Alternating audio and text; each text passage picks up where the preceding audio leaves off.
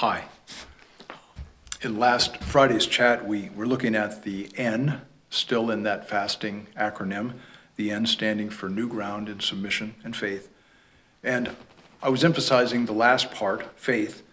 We were looking at how the Bible defines it, not the confidence that we have in feelings due to positive circumstances, but rather the choice of confidence in God, often in spite of the circumstances, in spite of what we didn't see, don't see, or can barely imagine seeing, except but by God's power and because of who He is. So that's the way faith is defined, expressed, and illustrated in Hebrews 11. Faith sees ahead to where God chooses to come through and do exactly what He's promised.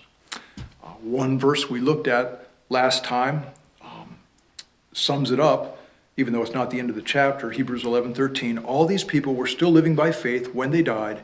They did not receive the things promised. They only saw them and welcomed them from a distance. And they admitted that they were aliens and strangers on earth.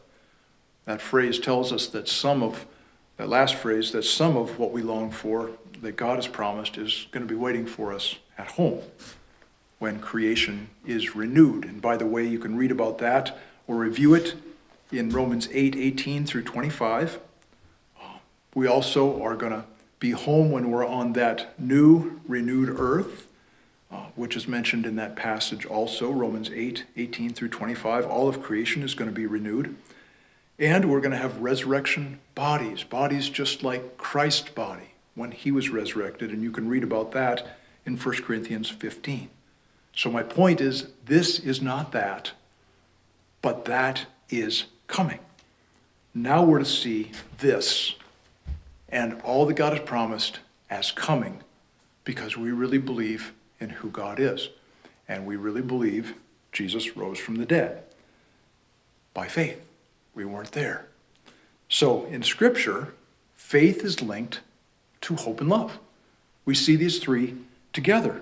And I'm thinking, or I was when I was preparing this, I was thinking, when I have a problem in hope and in confident optimism in God, I'm having a problem with faith. I'm having unbelief. When I have a problem with expressing love God's way, I have a problem with faith. I have a problem with confident hope in God.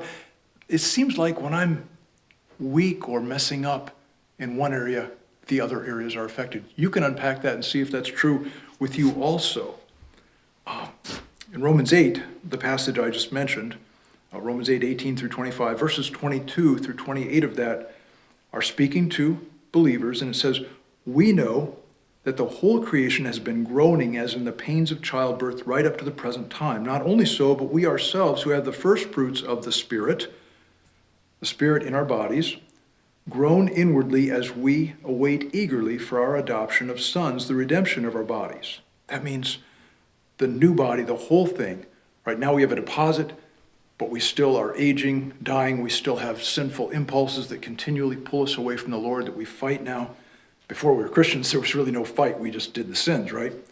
Anyway, it goes on to say, "For in this hope we were saved, but hope that is seen is no hope at all. Who hopes for what he already has? But if we hope for what we do not yet have, we wait for it patiently." So we see the relationship there between hope and faith. Faith grows with a scripture diet and the exercise of obedience, said that last time. Faith goes with hope and love, and all three seem to require patience. If I'm impatient, I can find problems in my faith, in my unbelief, in my confident hope in God, my outlook. They all seem to be very, very related, and they all seem to connect with patience. So here it is. Check this out yourself.